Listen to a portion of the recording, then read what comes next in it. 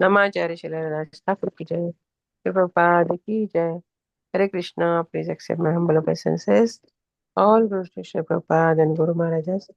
This is Shamarasika Devidasi from New Vrindavan, and please forgive me for stopping your ecstatic chanting. Today's spiritual quote for holy name is: if one adopts to the principles include included in the Bhagavad Gita, he can make his life perfect and make a permanent solution to all the problems of his life. Uh, I will repeat the verse again. If one adopts to the principles of Bhagavad Gita, he can make his life perfect and make a permanent solution to all the problems of his life. Hare Krishna. So I welcome all the devotees on the early morning call today. And this quote was explained by His Holiness Radhanath Swami. May I hold the call today? Hare Krishna Mataji and Hare Krishna to all the devotees. This is Surinder Bhandari from Maryland. Hare Krishna. Hare Krishna, Surendra Prabhu, Dhanavad Pranam, Shri Prabhupada ki jai, Guru Maharaj ki jai. Thank you so much for joining in your wonderful chanting. Hare Krishna Mataji and Hare Krishna to all the devotees on this call. This is Geeta from Maryland. Hare Krishna.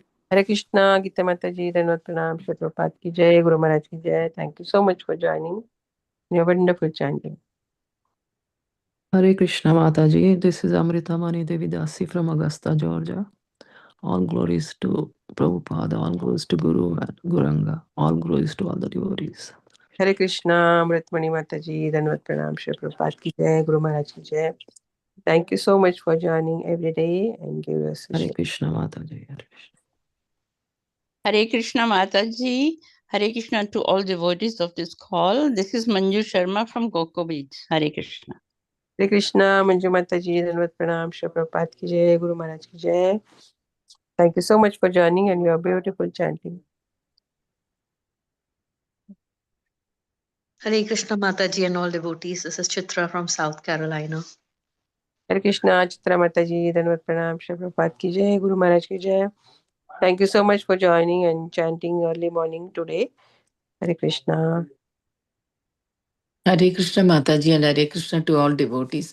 This is Malini from Ashburn, Virginia. Hare Krishna, Hare Krishna, Hare Krishna. Hare Krishna, Malini Mataji, Dhanavad Pranam, Shri Prabhupada ki jai, Guru Maharaj ki jai. Thank you so much for joining and your wonderful chanting. Hare Krishna, please accept my humble obeisances. All glories to Srila Prabhupada and Guru Maharaj. This is Rasa Das from New Vrindavan today. Hare Krishna. Hare Krishna, Nikunjaras Prabhu, Dhanavad Pranam, Shri Prabhupada ki jai, Guru Maharaj ki jai. Thank you so much for joining.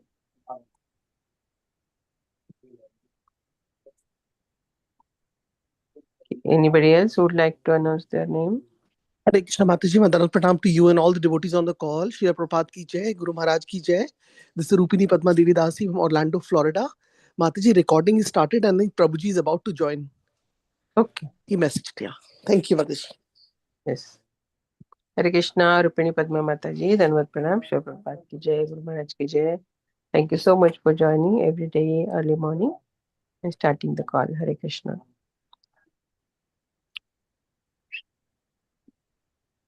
Hare Krishna, Hare Krishna, Krishna Krishna. Hare Krishna, Hare Krishna, Krishna Krishna, Hare Rama, Hare Krishna, Hare Krishna, Krishna. Hare Krishna, Hare Krishna, Krishna Krishna, Hare Hare, Krishna, Hare Krishna, Krishna, Hare Rama, Hare Hare Krishna, Krishna, Krishna Hare Krishna, Krishna, Hare Rama, Hare Hare Krishna, Hare Krishna, Krishna, Hare Rama, Hare Krishna, Krishna, Krishna, Hare Rama, Hare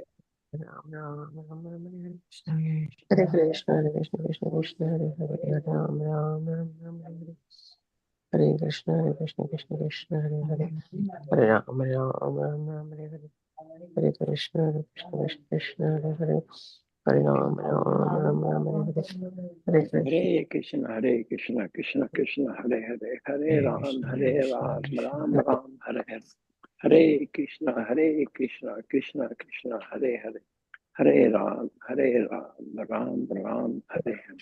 Hare Krishna, Krishna Krishna, Hare Hare, Hare Ram, Hare Krishna, Krishna Krishna, Ram Krishna. Ram, Hare Hare,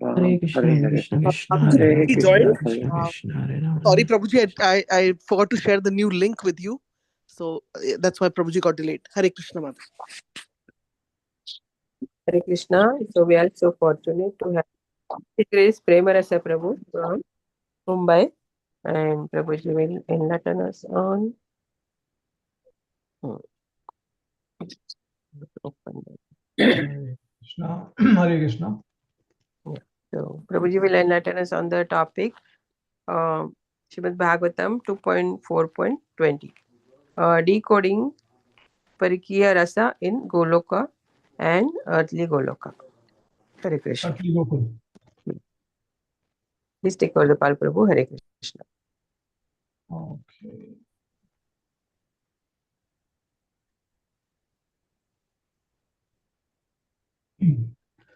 ओम ज्ञानविनन्दस्य ज्ञानाञ्जलशलाकया चक्षुरुन्मिलितं येन तस्मै श्रीगुरुवे नमः। नमः ओम विष्णुपदाय कृष्णपदाय भूतले श्रीमते भक्तिवेदान्तस्वामी नामिने नमस्ते सरस्वतीदेवे गौरवाणी प्रचारिणे निर्विशेषशून्यवादी पाश्चात्यादेशतारिणे। जय श्री कृष्ण चैतन्य प्रभु नित्यानंद श्री अद्वैत गदाधर शिवासुदि गौरभक्तवृंद। हरे कृष्ण कृष्ण कृष्ण हरे हरे, हरे Ram Ram Ram Hare Hare. Okay, all right. So thank you all the devotees for giving me opportunity to serve you all. And today's topic is very interesting and very important also, because many people, in fact, devotees also, they have this question that why did Krishna had Raslila and affairs with the wives of other men? So how do we establish this fact, principally as well as in terms of Leela also?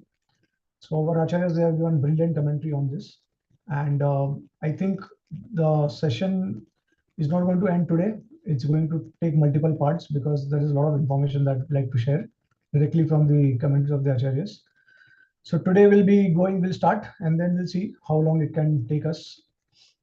But I would request all the devotees that while I share the commentaries of the acharyas, then just be very attentive, because the concepts are very important to. I think it will require some kind of concentration also. So kindly be attentive as much as possible. Okay, Hare Krishna. All right, so let's start with Srila Prabhupada's Srimad Bhagavatam, and this is the words that I've shared with you all, 2:4:20, and the sharing on screen also.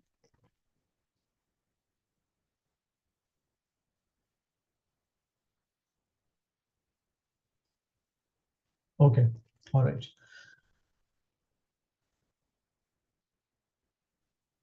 Reading from the Srimad Bhagavatam, second canto, fourth chapter, verse number 20. Shriyapati Yakyapati Prajapati Dhiyambati Lokapati Dharapati Patir Gatis Chandaka Vishnis Satpatam Prasiddhatam Me Bhagavan Satam Pati. Synonyms: Shriya, all opulence; Pati, the owner; Yagya, of sacrifice; Pati, the director; Prajapati, the leader of all living entities; Vyam, of intelligence; Pati, the master; Lokapati, the proprietor of all planets; Dhara, the earth;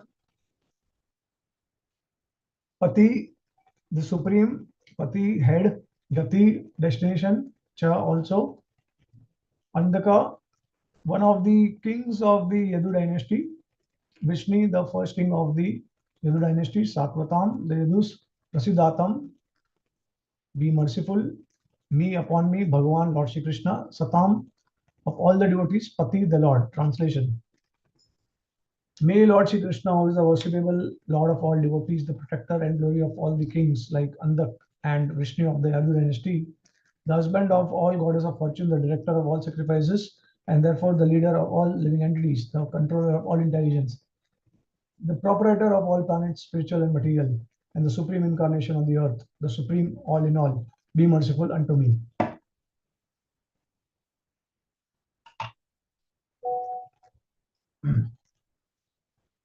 Purport by His Holiness A.C. Bhaktivedanta Swami Srila Prabhupada ki jai. Yes, since Sukdev Goswami is one of the prominent Gat Vyalikas who are freed from all misconceptions, he therefore expresses his own realized perception of Lord Krishna as being the sum total of all perfection, the personality of Godhead. Everyone is seeking the favor of goddess of fortune, but people do not know that Lord Krishna is the beloved husband of all goddesses of fortune. In the Brahma Samhita, it is said that the Lord in his transcendental abode Golok Vrindavan is accustomed to herding the Surbi cows. Is served there by hundreds and thousands of goddesses of fortune. All these goddesses of fortune are manifestation of his transcendental pleasure potency, Ladini Shakti, in his internal energy. And when the Lord manifested himself on this earth, he partially displayed the activities of his pleasure potency in his Raslila just to attract the conditioned souls, who are all after the phantasmagoria pleasure potency in degraded sex enjoyment. The pure devotees of the Lord, like Sukadeva Goswami, was completely detached from abominable sex life of the material world, discussed this act of the Lord's pleasure potency, certainly not in relation to sex, but to relish a transcendental taste inconceivable to the mundaners who are after sex life. Sex life in the mundane world is the root cause of being conditioned by the shackles of illusion. And certainly Sukadeva Goswami was never interested in the sex life of the mundane world.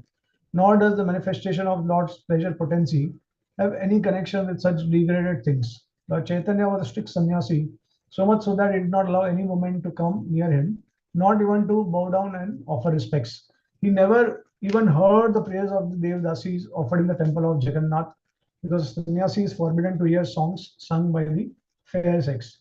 Yet, even in the rigid position of a sannyasi, he recommended the mode of worship referred by the gopis of Vrindavan as the topmost loving service possible to be rendered to the Lord. And Srimati Radharani is the principal head of all such goddesses of fortune. And therefore, she is the pleasure counterpart of the Lord and is not different from Krishna.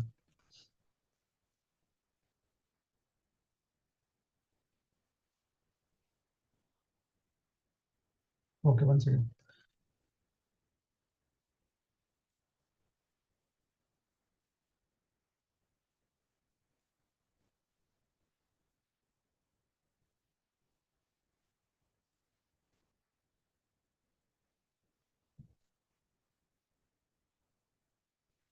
In the Vedic rituals, the recommendations of performing different types of sacrifice in order to achieve the greatest benefit in life, such benedictions as the results of performing great sacrifices are, after all, favors given by the goddess of fortune.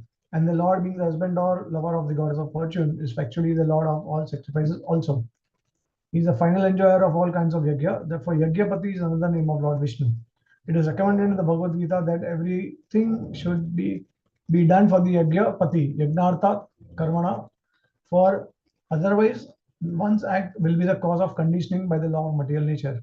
Those who are not freed from all misconceptions really come, perform sacrifices to please the minor demigods. But the devotees of the Lord know very well that Lord Krishna is the supreme enjoyer of all performances of sacrifice. Therefore, they perform Sankirtan Yajna, Shravanam Kirtanam Vishnu, which is especially recommended in this era of Kali. In Kali Yuga, performance of other steps of sacrifice is not feasible due to insufficient arrangements and inexpert priesthood. We have information from Bhagavad Gita that Lord Brahma, after giving rebirth to the conditioned souls within the universe, instructed them to perform sacrifices and to lead a prosperous life. With such sacrificial performances, the conditioned souls will never be in difficulty in keeping body and soul together. Ultimately, they can purify their existence. They will find natural promotion into spiritual existence, the real identity of the living being. A conditioned soul should never give up the practice of sacrifice, charity, and austerity in any circumstances. The aim of all such sacrifices is to please Yajnapati, the personality of Godhead. Therefore, the Lord is called as Prajapati. According to Katha Upanishad, one Lord is the leader of innumerable living entities.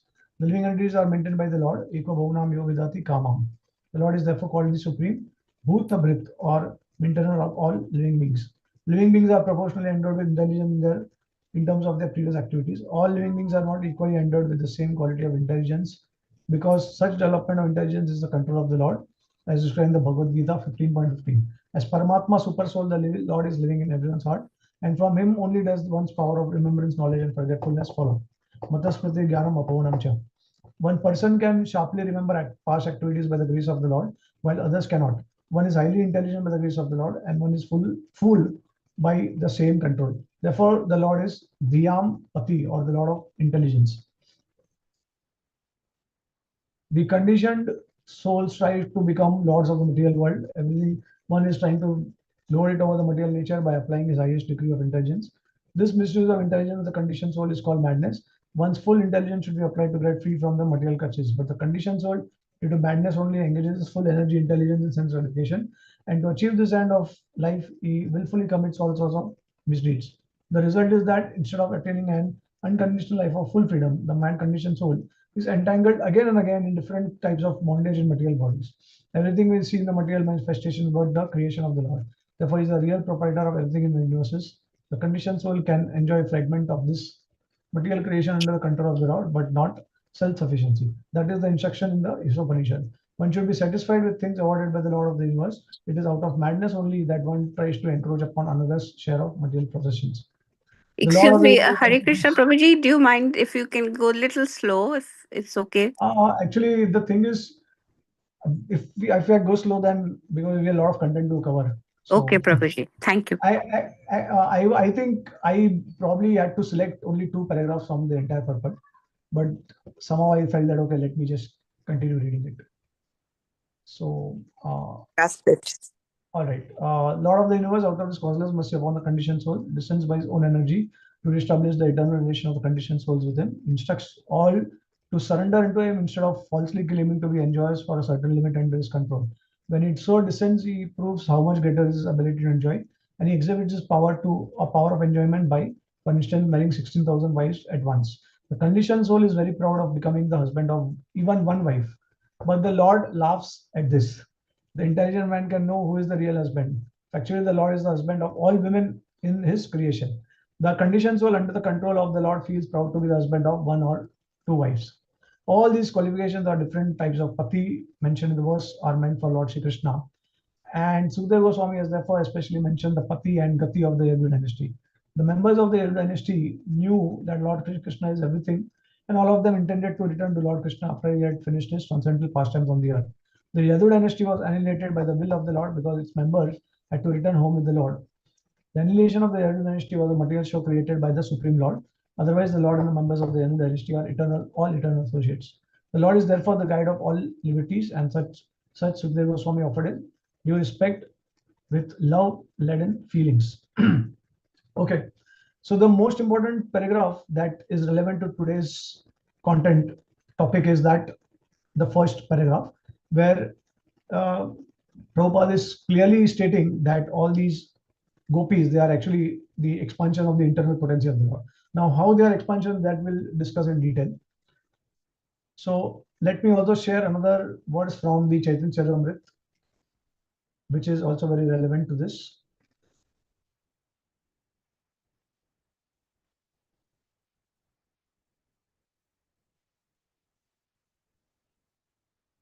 All right, so this is from Madhya Lila 13.24. Okay, we are reading the purport of Srila Prabhupada in Madhya Lila 13 chapter 24th verse. So in this connection, Srila Bhakti Siddhanta Saraswati Thakur comments that as an ideal husband, Lord Jagannath remained 15 days in secluded place with his wife, the supreme goddess of fortune. Nonetheless, the Lord wanted to come out of seclusion to give happiness to his devotees. The Lord enjoys himself in 2 ways known as Swakiya and Parakiya. The Lord's conjugal love in the Swakiya Ras relates to the regulative principles observed in Dwarka, where the Lord has many married queens. But in Vrindavan, the conjugal love of the Lord is not with his married wives, but with his girlfriends, the gopis. Conjugal love with the gopis is called Parakiya Ras. Lord Jagannath leaves the secluded place where he enjoys the company of the supreme goddess of fortune in Swakiya Ras, and he goes to Vrindavan where he enjoys the Parakiya Ras. Bhaktisiddhanta Thakur therefore reminds us that Lord's pleasure in Parakiya Ras is superior to his pleasure in Swakiya Ras. In the material world, Parakiya Ras or loving affairs with unmarried girlfriends is the most degraded relationship. But in the spiritual world, this type of loving affair is considered the supreme enjoyment. In the material world, everything is a reflection of the spiritual world, and that reflection is perverted. We cannot understand the affairs of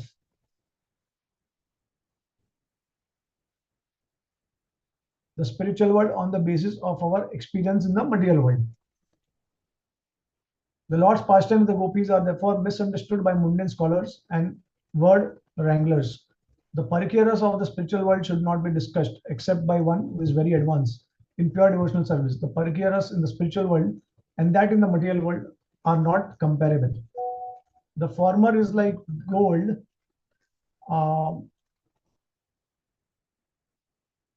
the former is like gold and the latter is like iron. Because the difference between the two is so great, they cannot actually be compared. However, just as the knowledgeable person can easily distinguish gold from iron, one who has the proper realization can easily distinguish the transcendental activities of the spiritual world from the material world. Okay, so this is a basic introduction from Srila Prabhupada's purports. And so I think everyone must have understood till now that these gopis, they are not ordinary souls. They are actually expansions of Krishna's energy. Of course, not all of them, but some of them. And like as we know that there are sadhana siddha gopis and there are nitya siddha gopis. And then sadhana siddha gopis are further divided into the Rishichari gopis, the Munichari gopis, like that. Whoever is doing sadhana and who attains perfection. So this we'll keep in mind, and we'll go ahead. So now there is a very important description and analysis, wonderful analysis given by Srila Bhaktivinoda Thakur in his Jai Dharma. And the entire philosophical truths is presented in the form of conversation between one disciple and guru. And that guru is basically, this is, and one thing you must know that Bhaktivinoda Thakur's book, Jai Dharma, is, it's actually, it's a fictitious thing. It is, he has described it. Of course, he has presented the philosophical truths, but in a digestible way for the common people. That's why it is in a form of question and answer session. And so the disciple is asking the guru most frequently asked questions related to this topic. And then Gopal Guru Goswami, so Bhaktivinoda Thakur chose Gopal Guru Goswami, whom you know that he is the disciple of Dhyan Chandra Goswami. Dhyan Chandra Goswami is the disciple of Vakreshwar Pandit. And Vakreshwar Pandit is the eternal associate of Chaitanya Mahaprabhu. Right? So Swarup Damodar Goswami was intimate associate of Mahaprabhu, and Swarup Damodar Goswami gave two paths. One esoteric part and exoteric. So we have already studied that in the topic of Raganuga Bhakti Niskam. Elaborately, we have covered all these things. So one portion, one party actually gave it to Vakreshwar Pandit, and that part that was given to him was exoteric path, external path, and that path Vakreshwar Pandit taught it to Dhyan Chandra Goswami, and Dhyan Chandra Goswami taught it to Gopal Guru Goswami. And the internal path or the esoteric path was taught to Raghunath Das Goswami. Okay. So now Bhaktivinoda Thakur has chosen, Vijay Kumar is the name of the disciple, and Gopal Guru Goswami, he has chosen that particular Nitya Siddha associate of Lord. So there's a conversation between them, and now you will get a lot of clarity from their discussion. Okay. So we'll go through the conversation one by one. We'll question and answer in the form of question answer. Okay. So Vijay Kumar is asking a question to Gopal Guru Swami. So Gurudev, Krishna is our eternal Pati, which means that he is eternally our husband. So why is called Upapati? Now there are two things. One is Pati and Upapati. Upapati means that he is the he's actually the paramour of the gopis who are married to someone else. Okay, so then Gopal Guru Goswami replies. So he says that this is a very confidential mystery, and actually these affairs are transcendental. They are like rare gems which are full of mystery, and the crushed jewel Kastub Mani amongst them, shining with intense aura, is Parakiya Ras. So of course we have different ras, and we have 5 ras, and then Madhurya Ras at the topmost, but then Madhurya is divided into Parakiya and Swakiya. So as Srila Prabhupada says in the Chaitanya Purport that Jagannath actually wanted to experience Parakiya Ras. That's why the Rath Yatra is there, right? So that's how Parakiya Ras is actually supreme. And why it is supreme, all these things will be clear. And who are these devotees, why this happens, everything will be clear. You just have to be attentive. Yeah, but it is definitely going to take a couple of sessions. It's because, I mean, I can cover it up in one session. I can give the essence, but I think elaborately when I share with you, then I think you'll relish it more. So let's go ahead. So now Vijaya is asking that in Madhura Ras, the pure devotees, they serve and love Krishna as their Pati. What is the purport of worshipping him as one's Upapati? So now Gopal Guru Goswami replies. He says that, so when the Paratattva, supreme absolute truth, is asserted as exclusively impersonal, then Rasa necessarily has to be excluded from his nature along with his personality. So if you remember, I think we have discussed this in the class earlier sessions also, that Krishna is, so the absolute truth exists in 3 phases. One is Brahman, one is Paramatma, one is Bhagwan. And if you remove the attributes of the Supreme Personality of Godhead, the qualities of the Lord, then what remains is basically Brahman. So Bhagwan minus qualities is Brahman, because there is nothing else. Even Paramatma, now Paramatma displays some qualities. So he displays qualities in relation with the material world, whereas Bhagwan displays everything, all the qualities. So it also displays qualities in relation to the material world in the form of Paramatma, and as well as it also displays spiritual quality in the spiritual world. Okay, so if you remove quality, then you only are you only get Brahman, nothing else is there. So one thing has to be clear. But the thing is, now Gopal Guru Swami says that, but the Chandogya Upanishad says, Raso Vaisa, in the Chandogya Upanishad 8.13.1, it is said that the absolute truth is full of rasa, the personification of all ras. So now how do you reconcile it? Because if you want to include ras, then of course the absolute truth has to be personal. That means the quality has to be there. So the impersonal aspect of Supreme Lord is insipid, it lacks luster and spiritual bliss. However, as Krishna's personal feature unfolds before his devotee, rasa is increasingly manifested, because rasa is the principal aspect of the Paratattva. Higher than impersonal aspect of the Paratattva is the personal aspect of the Supreme Absolute Being. So being initially this personal aspect appears in the role of Ishvara, in the Supreme Controller, that is the object of Shantaras. So it begins with Shantaras. And then of course, as we go ahead, then we have got Dasyaras, then we have got Sakhyaras, we have Vatsalya, and then finally we have Madhuryaras. So basically this ras expands gradually from Dasya to Madhurya. And then within Madhurya, we have the Parakiya Bhav, Paramar mood, and then we have the Swakiya mood. And Paramar mood is actually superior to the Swakiya, married mood. So then now hear this also attentively. There are two aspects of Krishna as Purusha. So see, when we are saying that Krishna is Atmaram, because he's fully satisfied, then what is the need of enjoying with others? Because we want to exchange emotions and feelings with others, but Krishna is fully satisfied. So why he wants to enjoy with other living entities? So the answer Gopal Guru Goswami is giving here is that he says that Krishna exists in two forms. One as Purusha, there are two aspects of the Purusha. One is Atma Ramata, completeness and self-satisfaction, and other is Pararamata. Okay, so Atma Ramata and Pararamata. So these are two aspects of the same Purusha. Now, why two aspects? Now, what is Pararamata? Enjoyer of those separated expansion and energies emanating from himself. So why these two aspects are there? Because he is infinite. So all contradiction, they should resolve in Krishna. You cannot say that Krishna lacks something. If you say the Lord is lacking something, then it means that he is inferior to something, which does not make sense, right? So Krishna has two aspects, the Purusha, and in one aspect is Atmaram, another is that he is fully enjoying.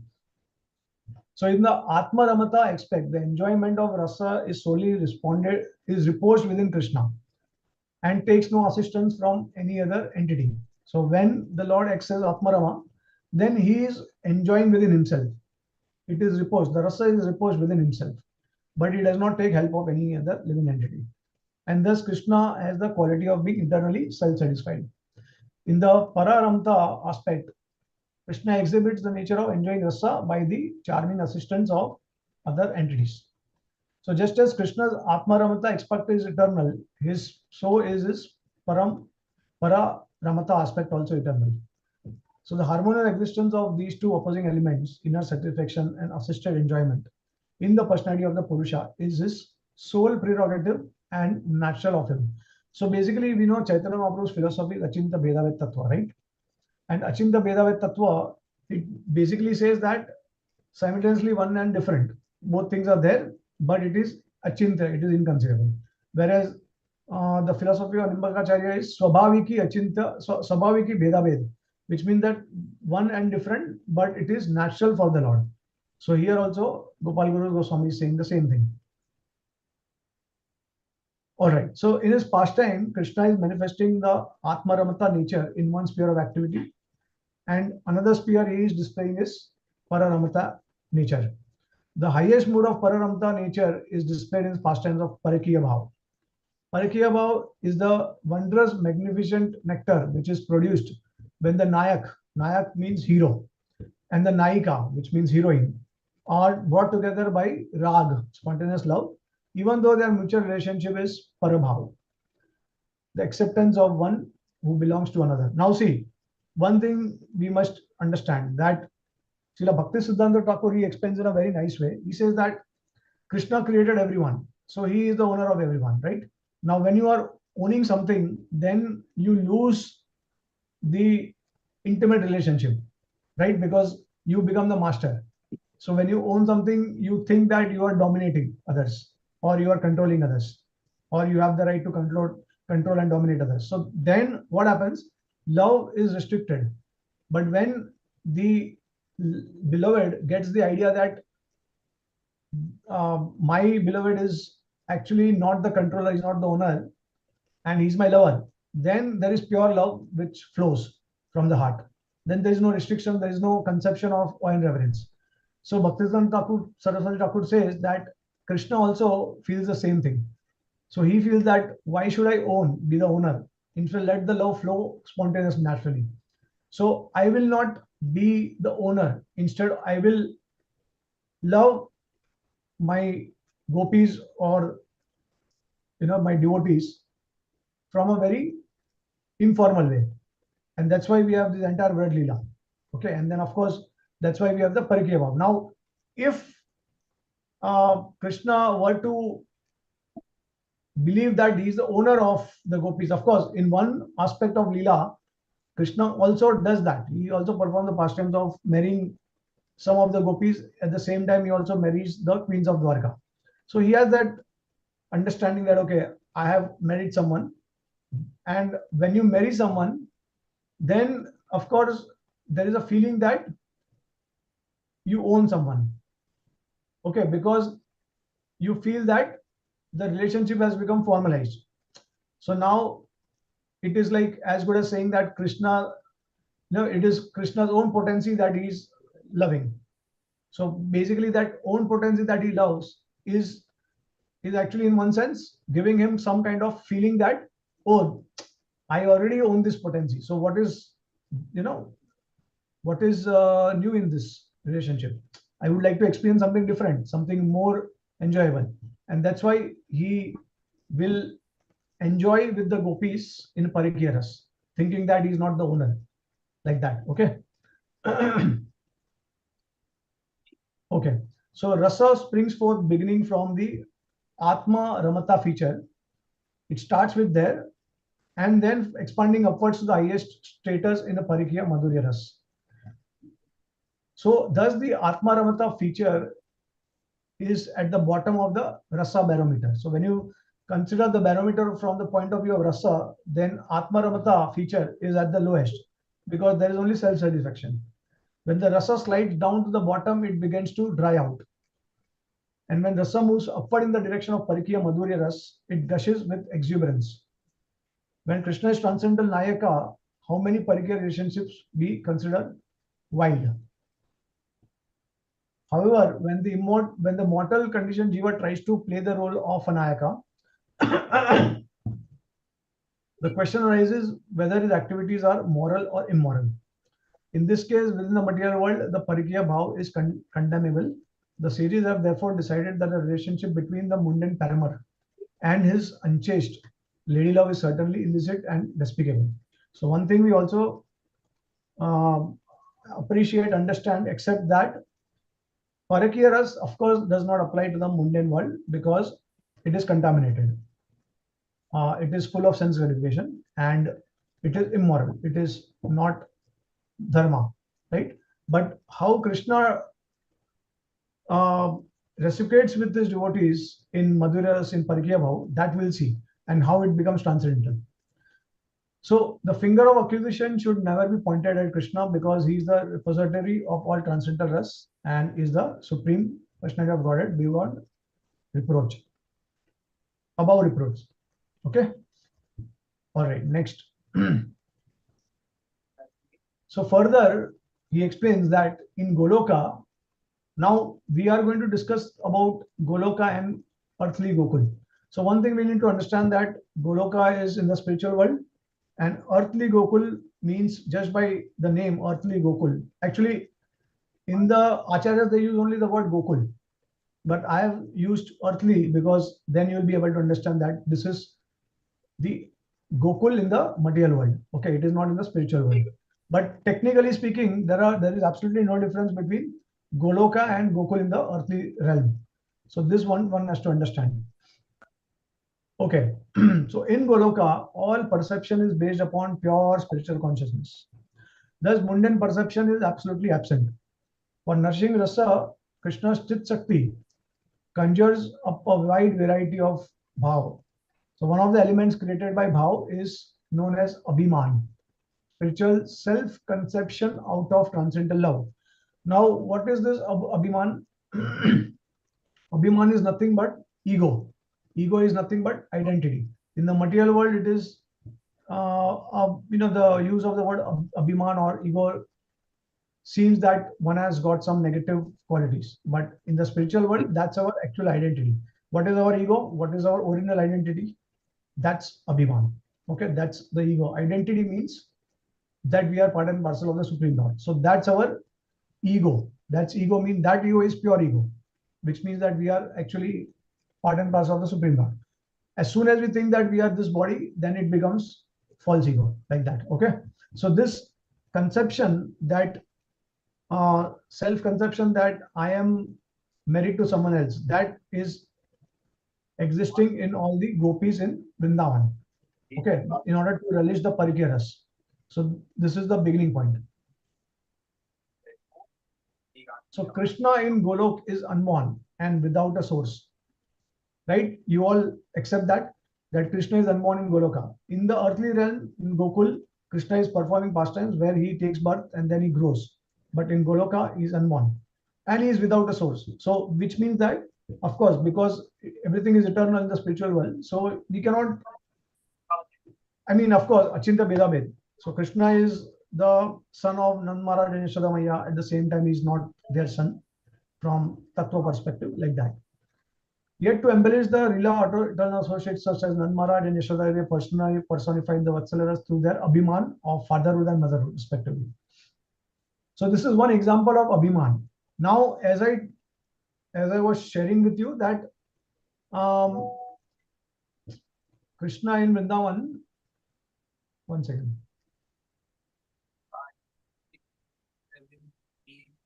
Okay. So as I was sharing earlier that this Abhiman, the identity is present in all pure souls in spiritual world. And this Abhiman causes one to think that I am Krishna's husband, I mean wife or friend or this or that. Similarly, Yashoda Maya and Nand Maharaj also, they also feel that they have a conception that Krishna is my son. Although they have not given birth to Krishna. Because in the spiritual world, there is no birth. There is no birth, old age, disease, death. Right? So then how do they know that Krishna is their son? And that is provided by that ego, that Abhiman. Okay. So this Abhiman is there in Nand Maharaj and Yashoda Maya. So similarly, in Madhurya Ras or Shringar Ras, the dichotomy of Vipralamba Bhav and Sambhog Bhav are present as manifestations of Abhiman. Actually, in Parakiya Bhav, the Parakiya Abhiman, self-conception, as Paramar and Upapati Abhiman, the self-conception as a male Paramar, are eternally in full play to embellish the Leela, although simultaneously underlying relationship is of Shuddh Swakiya, pure conjugal union.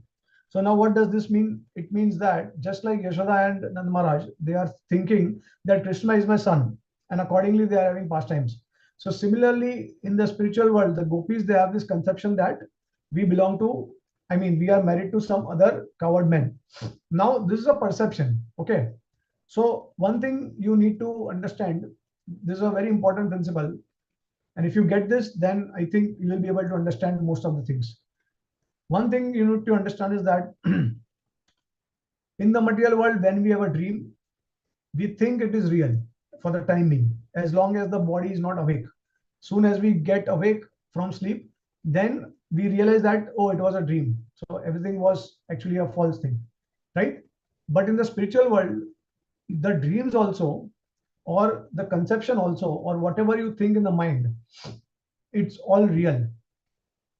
Because in the spiritual world, there is no material conception, there is no material element present. So whatever you think as a conception, that is also manifested. Okay, so it may be manifested in their conception, but it's an eternal reality. Like for example, you are you are awake and still you are daydreaming. Okay, in the daydreaming you are thinking of something else.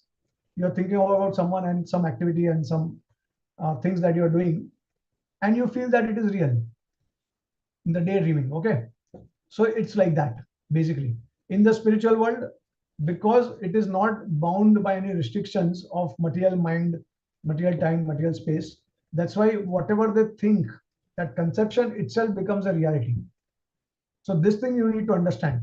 So basically what I'm trying to say is that both things takes place simultaneously.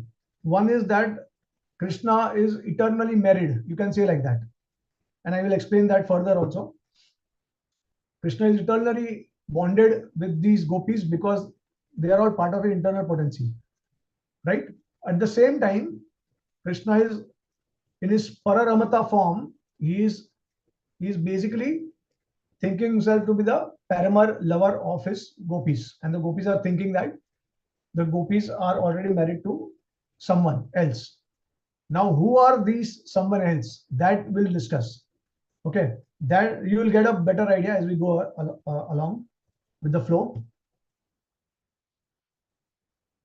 Okay, so in Vraj Gokul, however, these same Abhiman become apparently manifest in gross on mundane outward form because of the mundane notions of the viewers. For example, in Mother Yashoda, in Vraj, Mother Yashoda actually gives birth to a child in her maternity room. The Nitya Siddha gopis are married in ceremonies to gopas, such as Abhimanyu and Govardhan Gop. And on this very real basis, I have Parakiya Abhiman. Thus, the various Abhimans of Golok are present in Braj Gokul in a very tangible form. In truth, all this is orchestrated by Krishna's Yogmaya potency and has extremely subtle links with the original primary truth. Not the least part of these Leelas is false, and all aspects are facsimile of Goloka. Difference in perception occur on account of various degrees of obstructing mundane consciousness in the viewers. So what do you understand by this? So what he's saying is that in the earthly realm, these Abhimans, for example, now what is this Abhiman? Abhiman is thinking that I am the son, I am the parent of Krishna, right? And I gave birth to Krishna. You know, if that kind of mentality, that kind of conception is there, then that conception in the earthly realm becomes manifested, because in the earthly realm there is birth, there is death, there is old age, or you can say for the Lord it is appearance, disappearance. Okay, and for the associates of the Lord it's all appearance and disappearance. So that conception in the spiritual world, it transforms itself into gross or mundane forms. Why? Because in the mundane world we cannot understand anything without physically seeing something. Okay, now this Abhiman, this conception, these all in the mental state.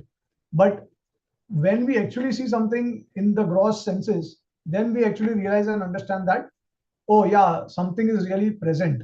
Okay, and that's why these conceptions in the spiritual world, these Abhiman, that manifest when Krishna does Leela in the material world, then it has to manifest in the form of physical appearances of these conceptions. So what is the conception? Conception is that my husband is Abhimanyu. So Abhimanyu manifests himself in the form of a physical form. Okay, and who is Abhimanyu? Abhimanyu is actually the husband of Srimati Radharani. And it is said that he is actually the expansion of Krishna. He is the shadow of Krishna. Okay, the shadow of Krishna takes the form of Abhimanyu. So by Yogma's Shakti, Yogma's potency, all these husbands, they are all actually none other than they are the transformations of the spiritual conceptions that the devotees they have in the spiritual world. Okay, so they take on the forms, they take on gross form and subtle forms. So I hope you are able to understand this concept. Now, why do we require this kind of approach? Is because, as I said, that without this, we cannot understand anything in the physical realm. In the physical space, in order to accept Parakiya in the material world, you need to see something live. You need to see something physically present. Then only you will be able to accept that there is something which is Parakiya in nature. And that's why the conception takes the avatar of, takes the form of the physical forms of all these personalities. Okay. Now, someone who is already liberated and who has attained the level of prema, who is fit to go to the spiritual world. Now, because his entire body has become spiritual, that's why there is no, I mean, he does not need to, there is no differentiation for him between the pastimes of Krishna in Gokul and in Goloka. There is absolutely no difference. He sees everything as it is. So he also develops this conception that I am the wife of a particular Gopa. Okay. So as long as you're materially contaminated, you have these material perceptions, then to that degree, you'll have to view something physical in the form of your gross eyes. But gradually by bhakti, when you get purified, you reach the higher stages of asakti, bhava, prem, then the material conceptions will all become nullified, and what you'll have is only a spiritual body remaining. So in that spiritual body, all the distinguishing factor between material and spiritual will all become nullified, and then you will see the spiritual world as it is, whether you are in the material world or in the spiritual world. Okay. So so Vrajnath,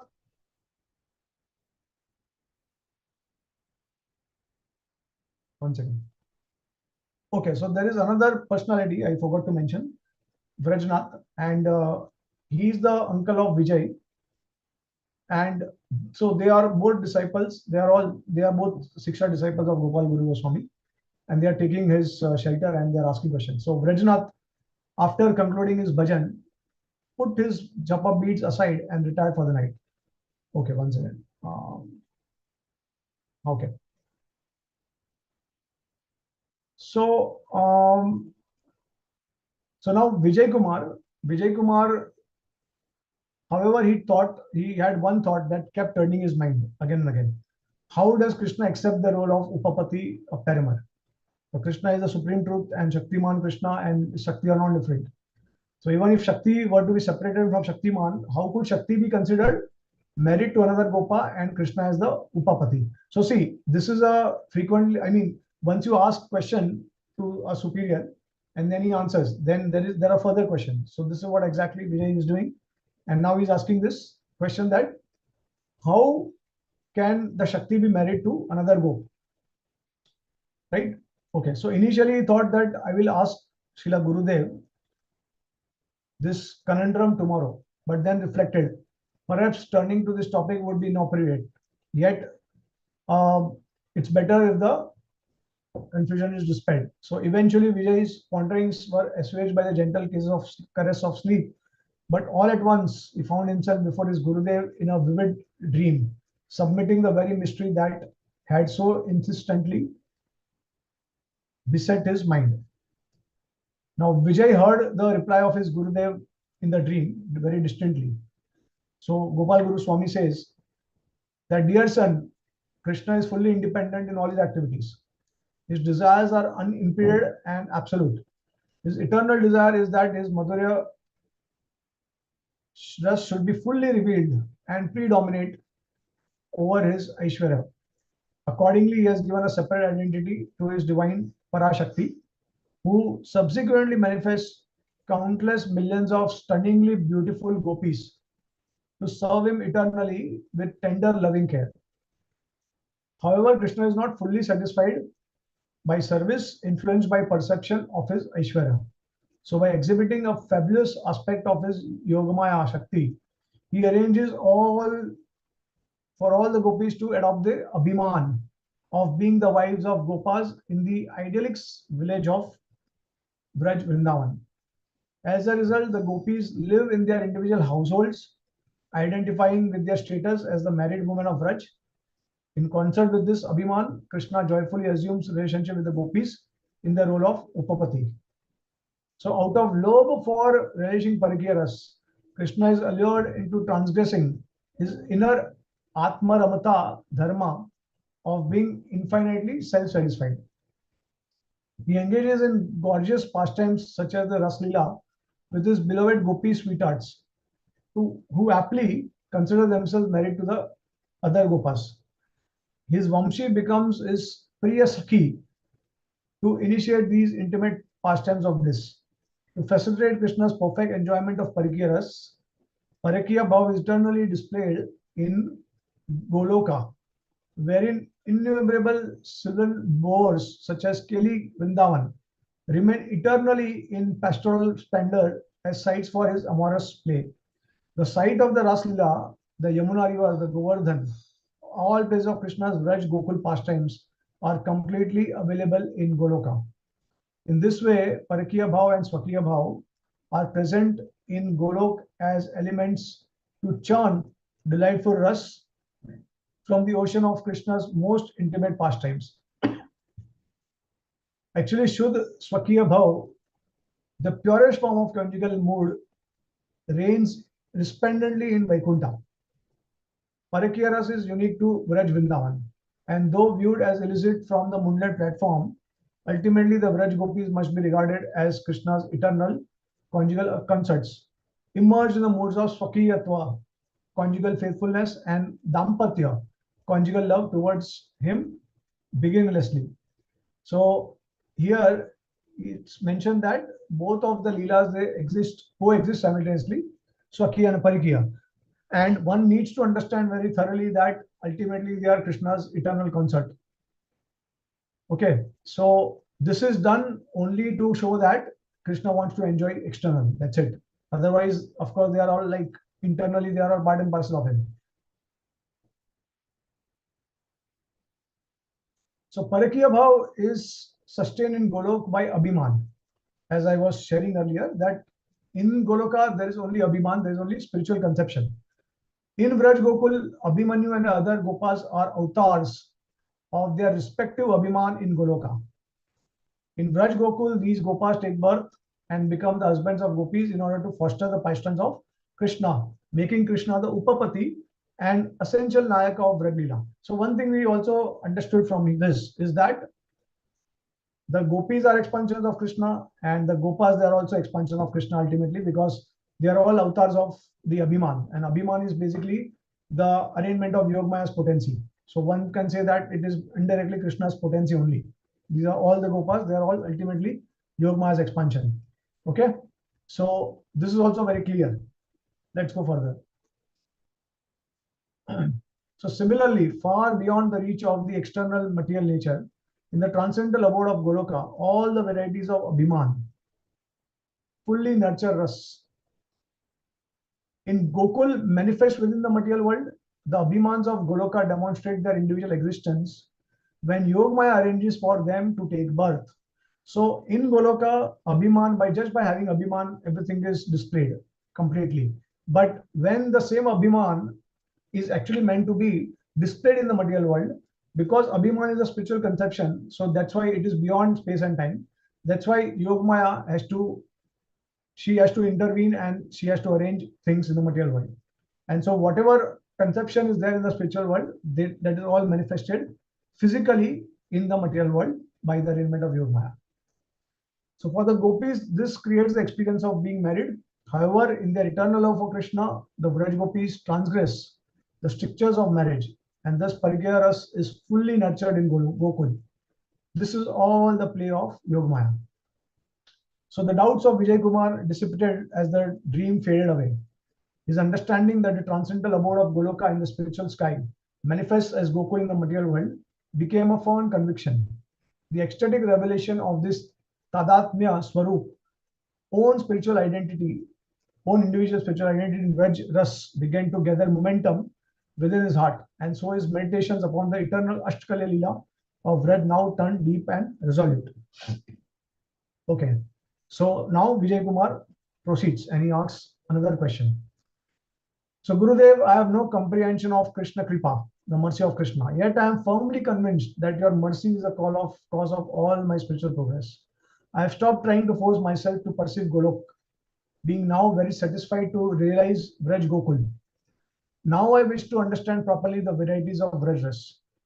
Kindly explain if the unmarried gopis of Gokul, who maintained the mood that Krishna would be their husband, may be called Swakiya or not. So if you remember, we have in the Bhagavatam, there is a chapter which is basically which is called as the gopis. They are worshipping Katyayani in order to attain Krishna as their husband. So what is that?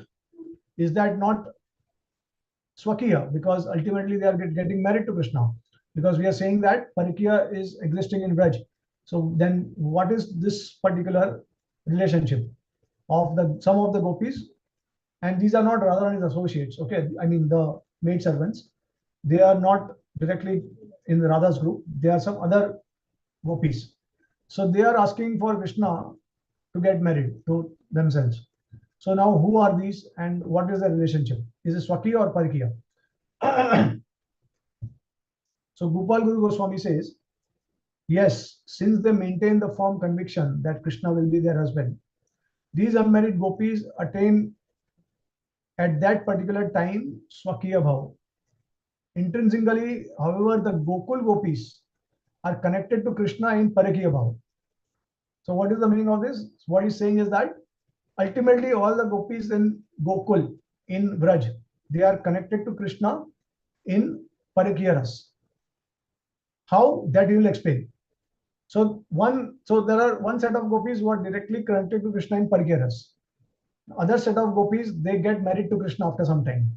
So Gopal Guru Goswami is saying that these devotees, these gopis, they had Parakiya earlier because they are not married to any other husband currently, and at the same time they are also they have not yet thought of getting married to Krishna. So for some time they had Parakiya Swabhav, and then later on they chose to get married to Krishna. So at the time they started worshipping Krishna as their husband, that time it becomes Swakiya Ras. But how it was Parakiya earlier, that is also described by Gopal Guru Goswami. So he says,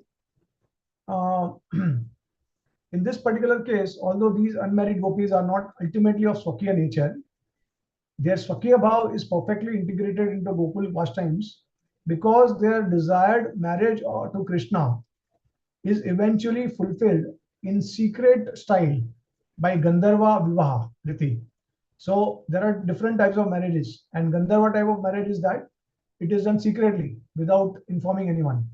So that's why he's saying that it's eventually fulfilled in secret by Gandharva Vivaha Riti, the Gandharva rite of marriage by the mutual exchange of garlands. And that's why it can be mentioned as Parakiya, because it is not completely formal. It has a tinge of informality also. It is done secretly. Okay. Now next question. So Vijay Kumar is asking, Gurudev, I am steadily comprehending Krishna as Nayaka, his mood, characteristics, etc. Also that his pastimes as Pati and Upapati are both eternal. As Pati, he performs his pastimes in Dwarka, and as Upapati, he performs his pastimes in Vraj. So as our beloved Krishna is Upapati, it is indispensable to my bhajan to learn something about the Vraj Raminis, the gopis of Vraj. So basically he's asking, now tell me something about the gopis of Vraj. So Gopal Guru Goswami says that Krishna's concerts in Vraj are all primarily in Parakiya Ras. For without Parakiya, Madhurya Ras cannot fully blossom to the highest pristine splendor. The Madhurya Ras of the queens in Dwarka is restricted because of the formal conjugal relationship, whereas the Vraj Raminis are embellished with Shuddhakam for Krishna, making their Madhurya Ras unbridled and fearless, and this gives Krishna the greatest pleasure. Okay, so see, because of formality, the relationship is going to be restricted, and of course, you also have heard about familiarity breeds contempt, right? So once the relation becomes very intimate, very familiar, you get to associate with a person very closely every day, regularly, then that becomes familiar. So familiarity breeds contempt. So that's why you can take the relation for granted. And then our acharyas, they also explain that the Mahishis of Dwarka, they have to some tinge of to some tinge of degree, they have this desire to enjoy their own senses. Of course, they are all pure devotees, but to some, in a very refined way, they have a subtle desire to enjoy their senses in some occasions. Whereas the Vraj Gopis, those who are in Parakiya bus, Bhav, they are completely free from this desire also. So totally selfless devotees. These are the Parakiya Rasa Gopis. So now Vijay Kumar asks the question, kindly explain what is Gopi Bhav. So then Gopal Guru Goswami answers, says that Krishna, son of Nand Maharaj, is a Gop, and his most exquisite partners in Madhurya Ras are solely the Gopis. The sadhaka who is eligible to practice Madhurya Shringar Ras must perform Krishna Bhajan in the same manner as the Gopis. He must assume in his mind that he is a Gopil Vraj, a maid servant under the guidance of immensely fortunate Vraj Vasini, female resident of Vraj. His only business should be strictly execute her instructions and lovingly serve Radha and Krishna. He must conceive himself as Paroda. Paroda meaning a Gopi married to a Gopa, who always desires Krishna's association. Only then he can evoke Parakiya Ras from within his heart. This Paroda Abhiman is the innate dharma of the Vraj Gopis. And Srila Rup Goswami writes in the verse number 19, Ujjwal Nilamani, that the Vraj Gopis who maintain the Abhiman of being Paroda become wives of Gopas after a contrived marriage has been arranged by Yogamaya. However, they never consummate their marriages with their individual husbands. When these gopis are away from their homes on a lover's rendezvous with Krishna, again Yogamaya creates their exact replicas to be present in their houses. When the husband returns and sees his wife in the house, he considers that my wife is certainly at home. Thus, he can never develop any envy towards Krishna. So what Gopal Goswami is saying here is quoting Rup Goswami from Ujjwal Nilamani, and he's saying that the Vraj Gopis, they are maintaining this Paroda Abhiman, and although they see in so spiritual world is just a conception, and ultimately it is all Krishna's Yogamaya potency, it's all Krishna's internal energy which is acting into picture. But in the material world, these are physical forms, right? The husbands. But now, who are these physical forms? Ultimately, they are all expansion of Krishna's Yogamaya energy. So ultimately, they are all Krishna indirectly, right? So there is nothing to be bothered about, even if someone says that they got married to someone else, but they are all ultimately Yogamaya's expansion. And then Rup Goswami is particularly saying that even when you consider from a fairly mundane point of relationship, husband and wife relationship, when the gopis, they were called by Krishna in the Ras Leela, so Yogamaya arranged in such a way that the Yogamaya created duplicate forms of the gopis, and the spiritual forms of the gopis, they went with they participated in the Ras Leela, they went, and the expansion, the Yogamaya forms, they remained with their husband. So the husband thought that they have never left only, right? So this is all arrangement of Yogamaya in the material earthly Gokul. Okay, next. Of course, we'll have more discussion on this later on. We have some excellent commentaries by Srila Vishwanath Chakravarti also that we'll go through. So that's how now, because they don't have that kind of relationship with these husbands, that's why the marriage is also not consummate. It does not complete because they do not intimately associate with them, and that we'll see later on.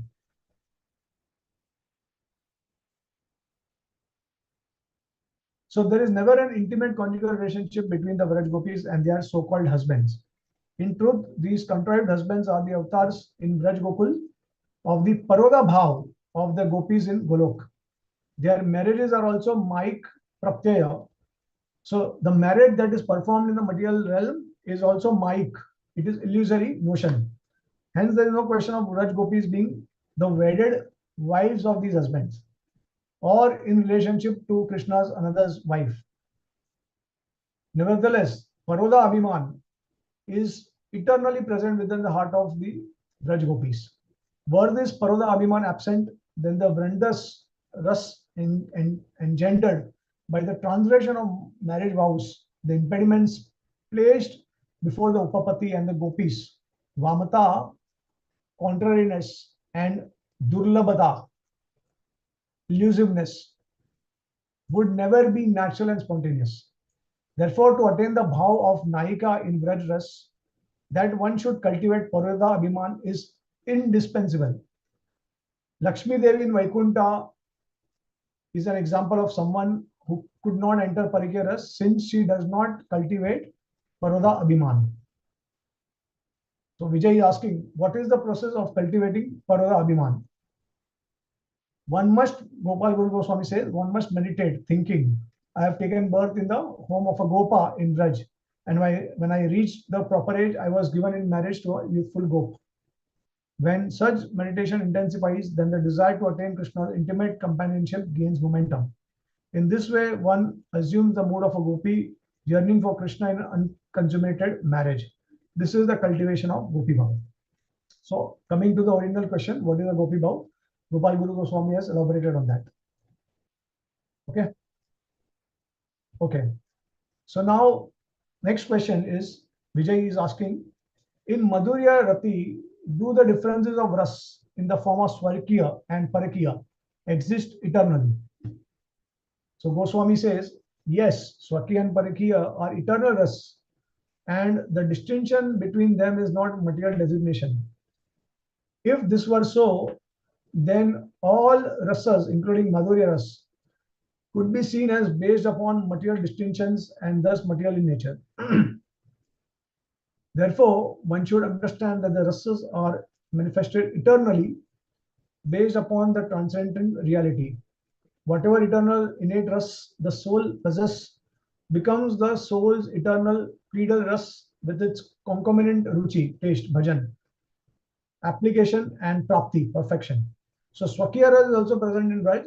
In that ras, those who perceive Krishna as their husband and thus identify themselves as his wives eternally possess ruchi, bhajan, and prapti according to their individual status.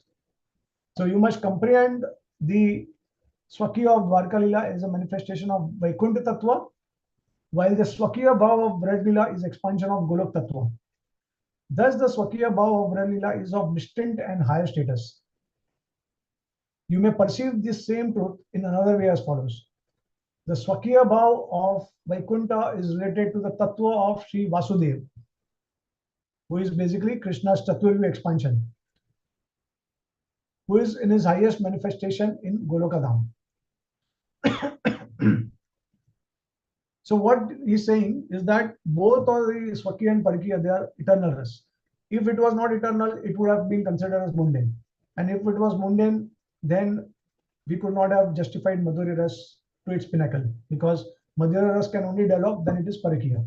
So of course, both has to be eternal. And yeah. And of course, depending on one's nature, inclination, one develops a particular mood with the Lord, whether Swakiya or Parakiya. And then he says that there are two, the Swakiya exist in two places, one in Dwarka, one in Vrindavan, Vraj. The Swakiya ras of Vraj is, of course, elevated because also it's more intimacy.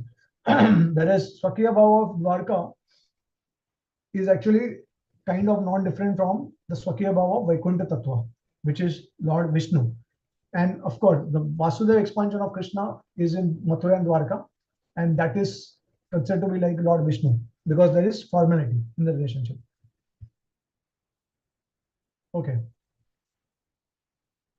So now we have heard this from Jai Dharm, and I would like to share one more thing which is very important to clarify, because Srila Jiva Goswami, I mean, I don't know how many of you have read the Gopal Champu or the conclusions of Srila Jiva Goswami on this topic about Parakiya and Swakiya. But in his writings, Jiva Goswami says very clearly that this is the ultimately the Parakiya Ras that culminates into Swakiya. Because finally, whatever Parakiya Ras is also taking place, ultimately they are concerns of Krishna. So it ultimately gets resolved in Swakiya. So now this kind of philosophy that Jiva Goswami has presented, idea he presented to his disciples. So what was the reason? So it is, again, it is mentioned in Jai Dharma, and it is also mentioned by Srila Prabhupada. So we'll go through that. So Vijay is asking this question. I have heard that the great preceptor, Srila Jiva Goswami, was in favor of Sambandha in Swakiya Bhav. Is this true? See, the question is raised because Chaitanya Mahaprabhu's movement, all the acharyas, they are promoting Parakiya Ras. And that's the highest mode of worship. Okay. Everyone is unified in that. Now, why Jiva Goswami is taking a different stand? And because being the most prominent acharya of our sampradaya. So Gopal Guru Swami answers. So he says that none of the intimate followers of Chaitanya Mahaprabhu is bereft of pure Parakiya Bhav. Srila Swarup Damodar Goswami is the foremost exponent and preceptor of Parakiya Ras. He has unequivocally propagated Shuddha Parakiya Bhav, and Srila Rupa Goswami, Sanatan, Jiva are his students and fully ascribe to this mood and tattva. Srila Jiva Goswami, being naturally situated in Parakiya Bhav, certainly never exhibited a preference for Swakiya Bhav in his personal bhajan. So when he was personally doing bhajan, he of course was a worshipper of Parakiya Bhav. However, he took note of the fact that some devotees in Braj were practicing Swakiya Bhav. At the stage where Samartha Rati, boundless attachment, is slightly flavored by Samanjas Rati, balanced attachment, the Swakiya Bhav of Vraj Lila manifests. So now see, there are three types of Rati. One is Samanya, one is Samartha, and Samanjas, and one is Samartha. So Samartha Rati is the Rati of the Gopis, Raja Gopis, who are in Parakiya Ras. Samanjas Rati is the Rati of the queens of Dwarka. Okay. So now, he observed that there are certain devotees who are against Parakiya mood, and they are not favoring because they are thinking, they are not digesting, they are not able to digest the concept that Krishna can have paramour affair with the Gopis.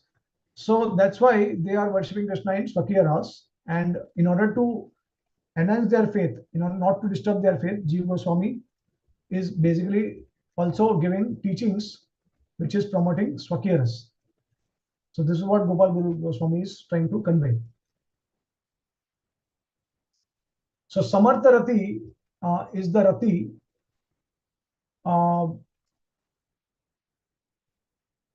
basically Samartha Rati means Parakiya, the mood of the gopis in Parakiya Bhav. So when that is mixed with Samanjas Rati, then the Swakiya of Vraj manifests. Okay, so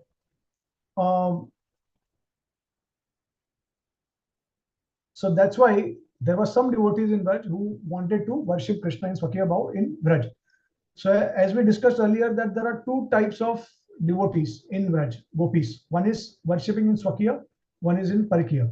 Now, one more thing we have discussed, that both, although one is Swakiya, one is Parakiya, ultimately the Swakiya one is also to some degree Parakiya, tinged with Parakiya, because the marriage is done in a secret way. Okay, so this also we have to keep in mind. So Srila Jiva Goswami had two groups of disciples, one aspiring to have Parakiya Bhav, another aspiring to have a mixed Swakiya Bhav. Therefore, Srila Jiva Goswami gave instructions that took into consideration both tendencies of Ruchi amongst his disciples. This fact is unambiguously conveyed in his composition of the following shloka in his Rochani Tika on the Ujjwal Nilamani. So Jiva Goswami, now how do we understand that Jiva Goswami promoted both these modes? And it was done only to favor his disciples in Swakiyaras.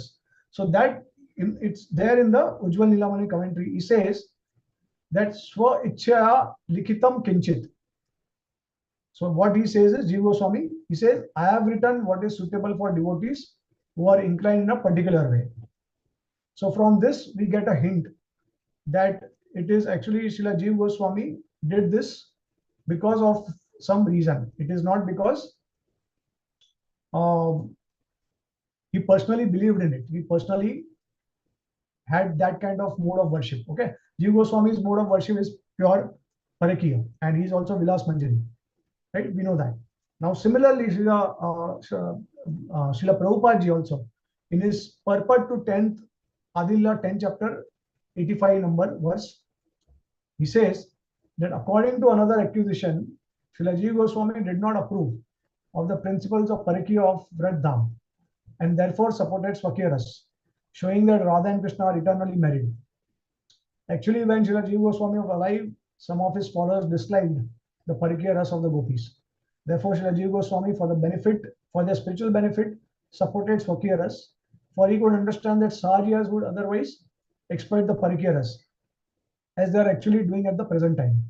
Unfortunately, in Vrindavan and Navadvip, it has become fashionable among Sahajas in their debauchery to find an unmarried sexual partner to live with, to execute so-called devotional service in Parakiya Ras. Forcing this, Srila Jiva Goswami supported Swakiya Ras, and later all the Vaishnava Acharyas also approved of it. Srila Jiva Goswami was never opposed to transcendental Parakiya Ras, nor has any other Vaishnava Acharya disapproved of it. So Srila Jiva Goswami strictly followed his predecessor gurus and Vaishnavas, Srila Rupa Goswami and Sanatana Goswami, and Srila Krishnadas Kaviraj Goswami accepted him as one of his instructor gurus. Now Rupa, Sanatana, Krishnadas Kaviraj Goswami, they are all promoters of Parakiya Ras. Okay, so of course, they all accepted Jiva Goswami's conclusion also. And of course, they understood that that was done for a particular purpose. So, all right. Okay, so with this, I think we would like to stop here because there are further principles that would require some detailed analysis and concentration also. So I think this is enough for now. And now let's take some questions if devotees, if they have understood or not, if they are confused or they have some doubts or comments. So let's take some questions now. Hare Krishna. Hare Krishna Prabhuji, Dandat Pranam, all glories to Srila Prabhupada and Guru Maharaj. Thank you so much for the wonderful class about Parakiya and Swakiya Ras. It's a very high topic and we don't get to hear, so it's good to hear from you and understand these higher bhavas. Prabhuji, my question is, during Brahma Vimohana Leela, we know that Krishna took the form of all the gopas and calves, and then he was, and there is somewhere I read, I don't know if it's bona fide, that Krishna He was married to the gopis that time. Yes. So actually, this same thing I have mentioned in my book also, because there is the subject of Krishna's Ras Leela, because people, they frequently ask this question again and again, that how can Krishna enjoy with wives of other men? So I have quoted this reference from Garga Samhita. It is there in Garga Samhita. That during this Brahma Vimohana Leela, when Krishna, because see, yeah, so that's why one can also say that these husbands, they were also expansions of Krishna ultimately, because that time they got married. So one can say that they were all expansions of Krishna only, like that. But yeah, but I don't think the Srimad Bhagavatam mentions about this. So definitely this is a different source. It's coming from a different source. But the way Srila Bhaktivinoda Thakur is explaining this concept, it seems that it is very much in line with what Garg Samhita also says. So it is like, I think it could be accepted. So nothing wrong in stating that ultimately they are all expansions of Krishna. Thank you, Yeah. Prabhuji. So it's not really Parakiya, it's because if he got married during that time, it's Swakiya. But yes, then they return. It was not directly Krishna. These are expansions of Krishna. And that too, so of course, there are different types of expansions of Krishna. So we have this Swayam Roop, we have Swayam Prakash, and then we have the Swamsha expansion of the Lord. So these are all like the personal forms of the Lord, expansions. Like for example, Prabhupada also says, the Raslila, it was all Krishna, the same Krishna. Okay. And even in Dwarka also, when Narad Muni visits the 16,108 palaces, that time also Krishna is expanding himself. These are all same Krishna. So this is the Prakash form of the Lord. There is no difference at all. But then there are some indirect expansions. Okay. And these expansions are not directly Krishna, but they can be considered as Krishna, like that. So there are different categories of expansions. Thank you so much, Prabhuji. In the sense that they had different physical forms. So they were all Krishna. Of course, we know that they were all like Krishna directly, but physically they looked like the Gopas. That's how Brahma got actually confused, right? So then later on, by his spiritual vision, he got to understand that they are actually all Krishna only. And then he saw the forms of the Vishnu forms, and then he saw the forms of Krishna, like that. Thank you so much, Prabhuji, for that. Another question I have is regarding, us jivas, conditioned soul, who are the marginal energy of the Lord, and then all the gopis are definitely, Vishnu Tattva. They're always, they cannot become material consciousness, but we have these two potencies to either take to spiritual or material. So, how can we compare ourselves to the Vishnu Tattvas? Can we get into their bhav of Parakiya, or is it we are always having this propensity to associate with the material, because that's a choice always, right? So I think the best we can get to is like Manjari, but not like the close associate of the Lord, right? Like direct. Okay, so this is a bit technical, advanced topic. First of all, I would like to just clarify that the gopis, they are not Vishnu Tattvas. They are all the internal potency of the Lord. Shakti Tattva, basically. So Vishnu Tattva is basically the Ishwar Tattva, and he's basically the controller, and energy and energetic. So the Lord and his expansions, the Vishnu Tattvas, they are all energetic. And all these gopis, they come in the category of the energy. Of course, we also come in a category of energy: marginal potency, external potency, ladini, internal potency. These are all the energies of the Lord. So now,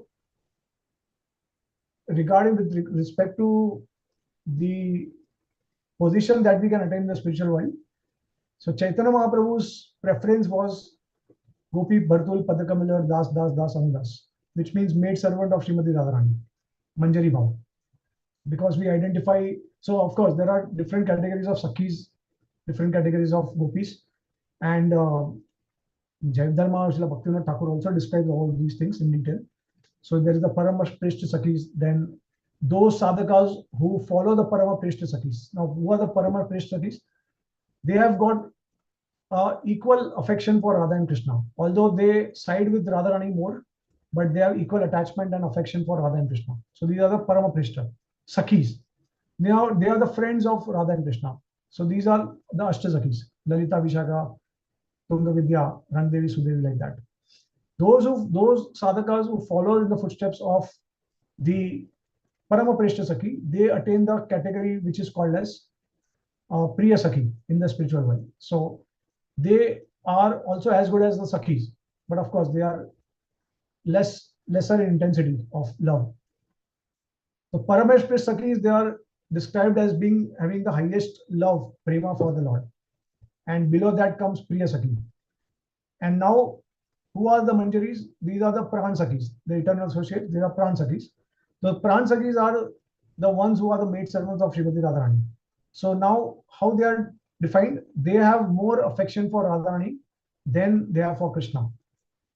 And this more affection for Radharani attracts Krishna more towards the Manjari. So the Manjaris, they have some so they are very fortunate to participate in some very intimate and confidential pastimes, where sometimes the Sakhis also cannot enter. And the Manjaris, they do not directly associate with Krishna, whereas the Sakhis, they can.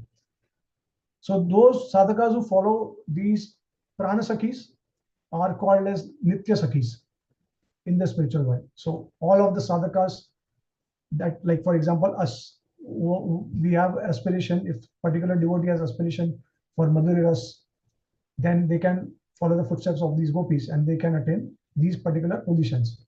And then finally, there is the last one category is the Sakhis. Now, Sakhis are the ones who have got more affection for Krishna. Okay, now these Sakhis, they are ultimately expansions of Radharani. And there is no category of sadhakas who can follow these Sakhis, because there is no possibility of someone who has got more affection for Krishna than Sri Radha. Okay, because Krishna says that I favor more someone who is connected to my devotee, someone who worships my devotee.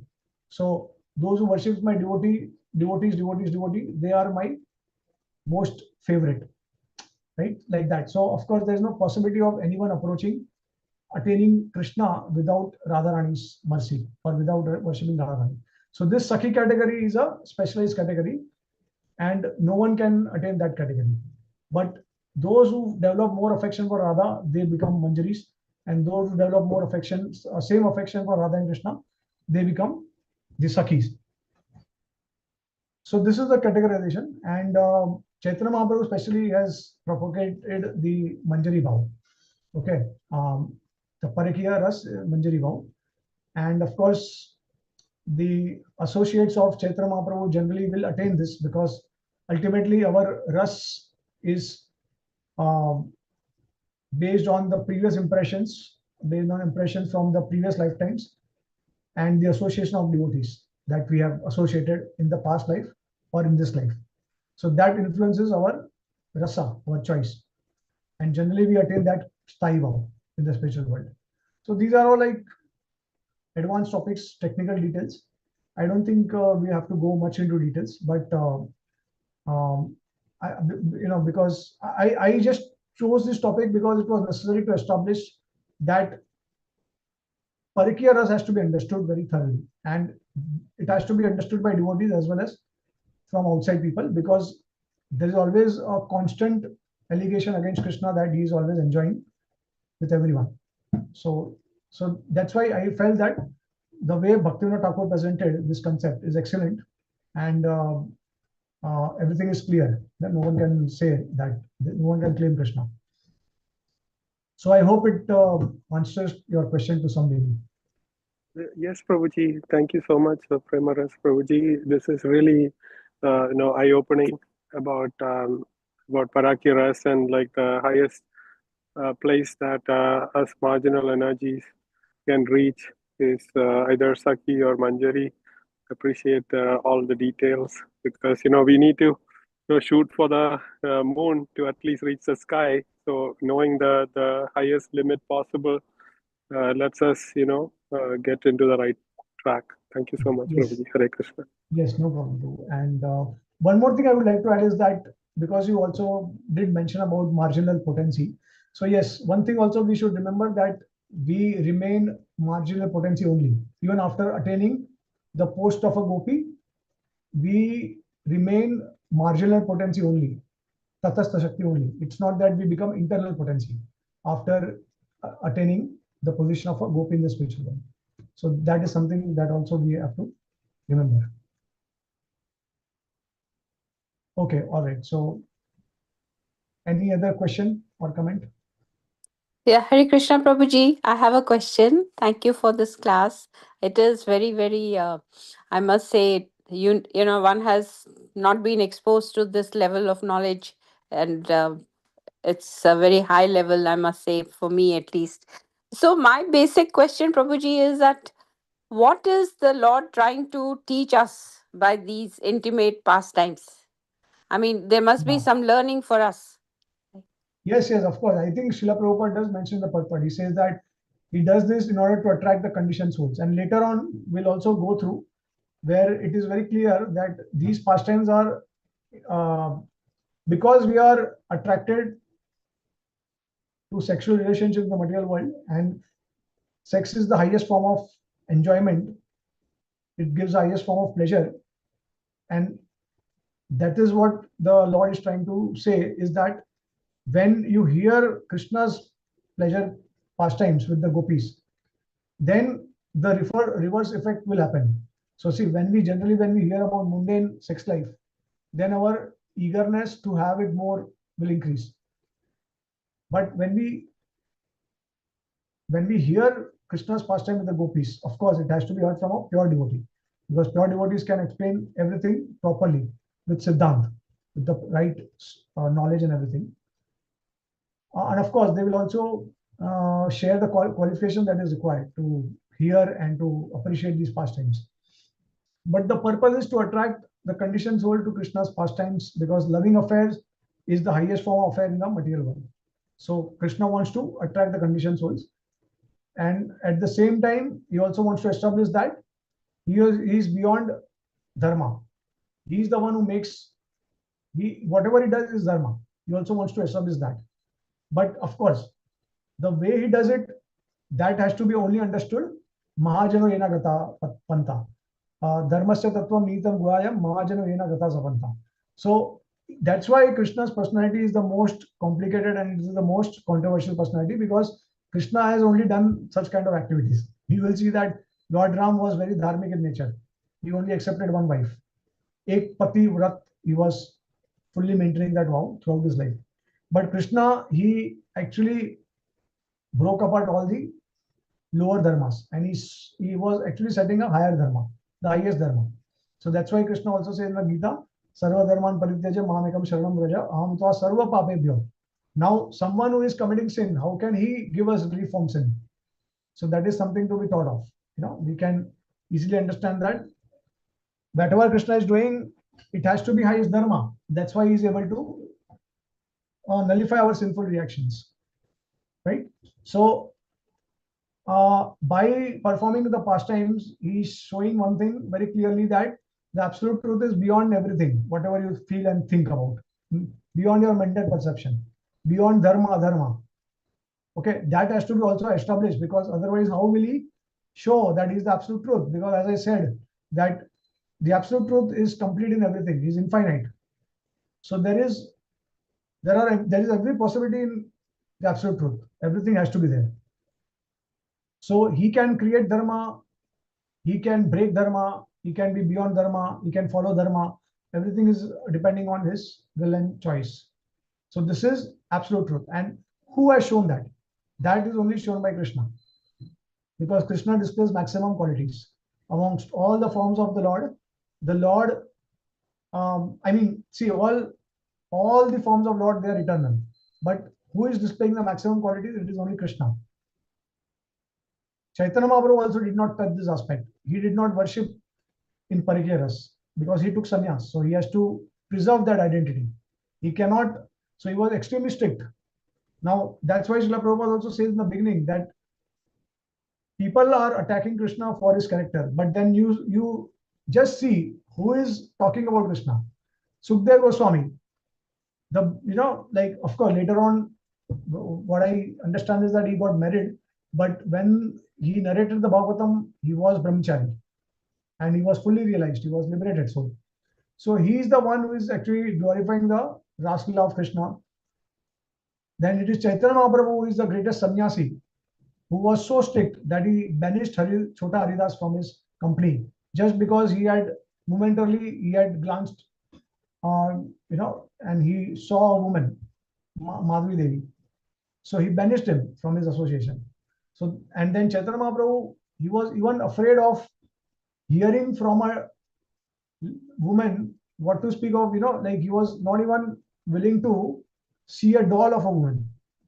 To that degree, he was very extremely strict, and he was very strict on his sannyasi followers also. So such sannyasi is also glorifying Krishna's Parakiya Ras with the gopis. Bhishma Dev also, when he's on the deathbed, now he's the Naishtik Brahmachari.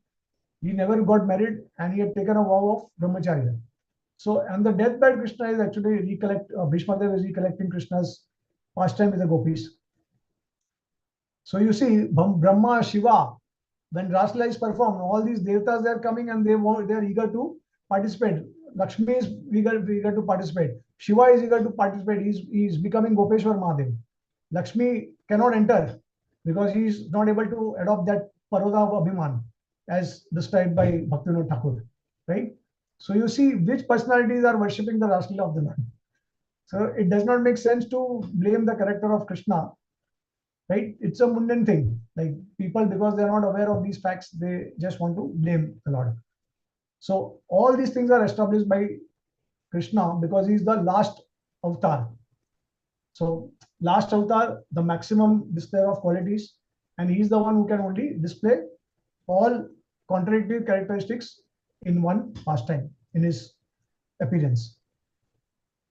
Right? So now I hope you understand. And of course, what is the effect of that? By hearing Krishna's pastime, by hearing his stealing pastime, by hearing his killing pastime, by hearing his lustful pastime with the gopis, what is the effect? The result is we get attracted to him and our lust is gone. Otherwise, in the mundane world, the more we indulge in lust, the more we lustier become, right? So we have to understand all these things through the civic frustration of the Mahajans. Then we'll get everything to know. So, Prabhuji, the thing is that we haven't described, or maybe it's come later, that why is it called intimate pastimes? Because they have not explained the emotions amongst, right, gopis and the Lord. So intimate pastime means it is a very intimate relationship in terms of you totally forget that the Lord is the master or he is Bhagwan. Then you just treat him like a family member. Okay. Now now Madhurya Ras we know. Prabhuji, 1 second, Prabhuji, so it's not romantic at all. What is not romantic? The relationship Which relationship? between the gopis and the Lord. It's not romantic? How it is not romantic? No, I'm asking. I don't know. I mean, just consider any romance of a mundane material world. So what happens? A girl gets attracted to a boy gets attracted to a girl, and then they try to meet each other. But many times what will happen?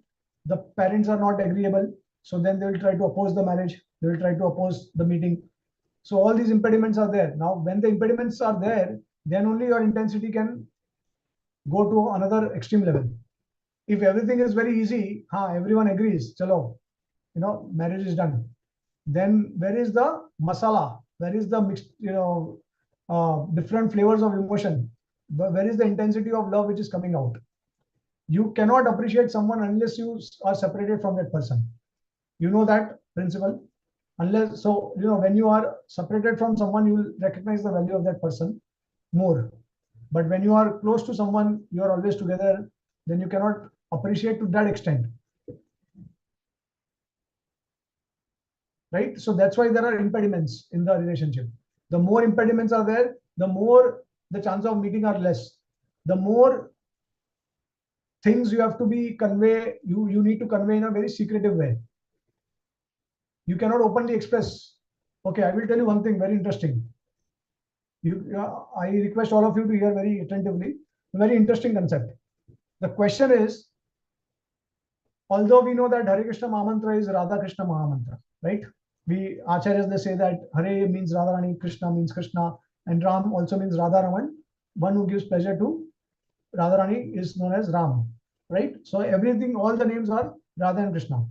So the question is that why not give directly Radhe Sham, Sham Sham, Radhe Radhe, Radhe Krishna, Krishna Krishna. Why Hare Krishna Mahamantra? Why Hare Krishna and then Ram? It seems that we are taking the names of Hari, Krishna and Ram, Lord Ram. Initially, I also thought like that it does not, I mean, I thought it is like, glorifying the names of Krishna and Vishnu like that. But then after coming to ISKCON, we got to know that, okay, Hare Krishna Mahamantra is actually addressing Radharani and Shyam Sundar. So why? Because this, so see, this is something that is not directly stated in the books of the Acharyas, but this is something I've heard from our Gaudiya Vaishnava devotees. And it seems very logical. So if you consider the Parakiya relationship with the gopis, Krishna's Parakiya relationship with gopis. Now Manjaris, they are assistants of Srimati Radharani, and Chaitanya Mahaprabhu has given Hare Krishna Mahamantra. Now, what is the speciality of Hare Krishna Mahamantra? What is the speciality of uniqueness of Manjari Bhav? Manjari's Bhav is that, as I shared earlier, that they do not directly associate with Krishna. They always want to see Radharani associated with Krishna, right? So now, what happens? This is a secret affair. Parakiya is a secret affair. The Manjaris, they want to assist Radha and Krishna in order so that they can meet together, or their relationship is not exposed, right? Now just imagine if openly, now it is also mentioned that Hare Krishna Mahamantra is the mode of worship of the Manjaris. And even Srimati Radharani also chants the Hare Krishna Mahamantra. And I will explain to you how it happens. Okay. So now, from the point of view of Manjaris, we know that Hare and Krishna means Krishna, Radha and Shyam. From the point of view of Srimati Radharani, when she is chanting the Hare Krishna Mahamantra, Hare becomes Krishna, because Hare can also mean Krishna. One who steals everything is also called Hare. That is Krishna. Hare Krishna, Krishna Hare Ram. Now Ram also can refer to Krishna, as we know, right? So now when Radharani is chanting the Hare Krishna Mahamantra, all the words of the Hare Krishna Mahamantra, it means the names of Krishna for Radharani. When Krishna is chanting Hare Krishna Mahamantra, all the words, especially Krishna, Ram, they all refer to Srimati Radharani. They all become Radha for him, because he thinks Krishna means Srimati Radharani. He thinks Ram means the one who is giving me pleasure, Ramaniya, or Rama, the goddess of fortune. That becomes Radharani. Okay, so for Krishna, for Radharani, it becomes a relative concept, the Hare Krishna Mahamantra. Similarly, the Hare Krishna Mahamantra for the sadhakas or those who are manjaris of Radharani, it's a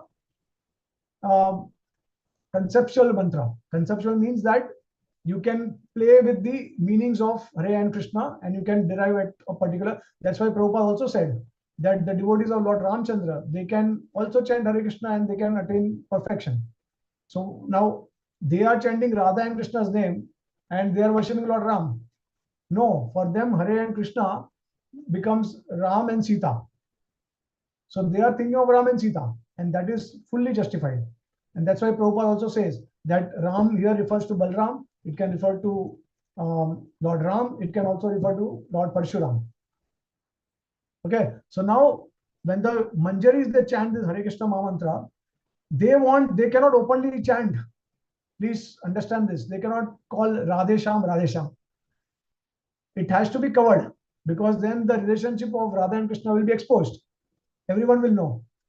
And they will think that why these gopis, they are calling out openly the name of, so something is fishy, some illicit connection is there in the relationship. So that's why they cover it and they say Hare Krishna, Hare Krishna. So someone will hear that, they will not even think that it is Radha and Krishna together. So it is the Hare Krishna and Ram. So they will think that it is name of Krishna and Ram, like that, or Hari. So now you got it. So there are a lot of impediments in the relationship, and the more the impediments, the more your anxiety it will grow, and the more there is manifestation of higher levels of prema. Okay, and that makes the Parakiya Ras most dear to the Lord, like that. So I hope you are able to follow, understand. You Yes. can just imagine any mundane relationship where there are a lot of impediments. If I'm not able to meet my lover, I'm always thinking of the lover. But if I get married to that lover, then what will happen? Then I will say that, oh, anyways, now you are going to stay with me only, so it's okay. I will go here. And you will not remember, right? Yes, Prabhuji. Very So right. like that. Yeah. Yeah. Thank you so much, Prabhuji. Thank you. Yeah. Hare Krishna. Hare Krishna. Okay. Any other questions or comments?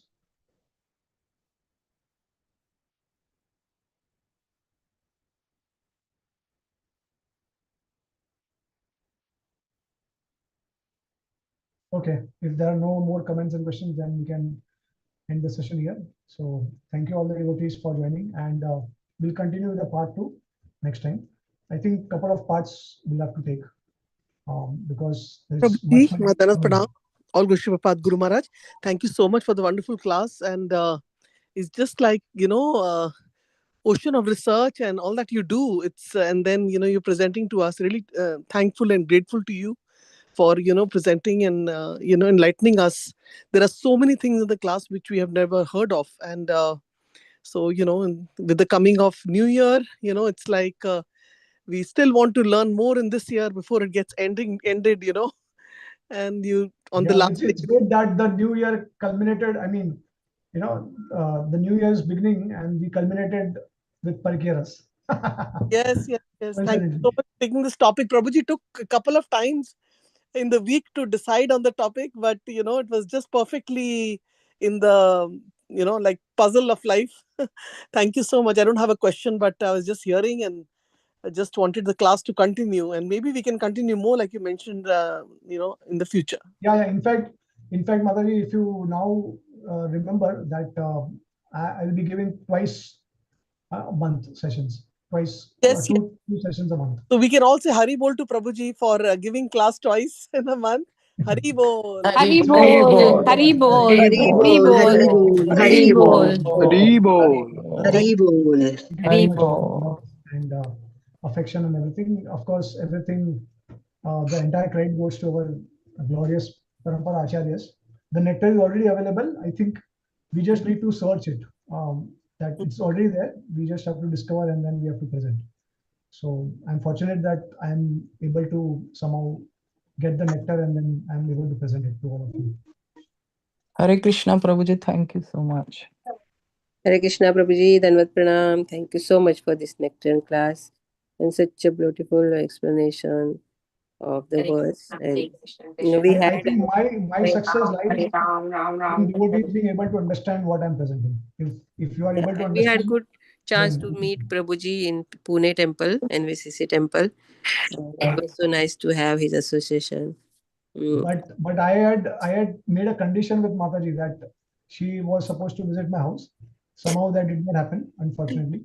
Yeah, it's pending, Prabhuji. Next time definitely. Sorry, we couldn't come. It was too busy, Prabhuji. No, I understand. Actually, my father had a stroke, and then I have to be in the hospital. So that was also one thing. Your Prabhuji also came to India, or he was in New York? He was there too, but he was also with me in hospital. So yeah, he was there. So everything in the schedule messed up a little bit, but now with Krishna's mercy, devotees prayers, my father is doing very well.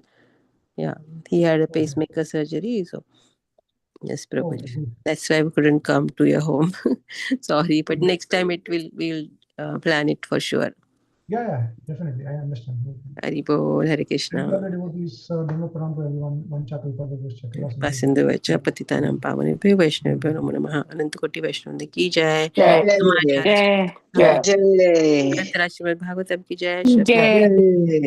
His Grace Prema Rasa Prabhu की जय. Thank you so much, Prabhuji. Thank you, Prabhuji. Hare Krishna. Hare Krishna, Hare Prabhuji. Krishna. Thank you for the Hari wonderful Bol. class. Hari Bol. Bol. Hari Bol. Happy Krishna Conscious New Year to everyone. We meet Happy tomorrow. New Year. Happy Yeah, Krishna happy Krishna Conscious. Conscious New Year, Mataji and all devotees. Yes. I hope everybody, takes the darshan and does some Harinam before and after, either on the 1st and... Yeah, 31st, yeah. to keep that, to pray to Krishna, that, keep us Krishna conscious at your lotus feet. So that's our prayers for the New Year's. Yes, Mataji. Thank you so much. Hare Krishna. Hare Hare Krishna. Hare Krishna. Hare Bol. Hare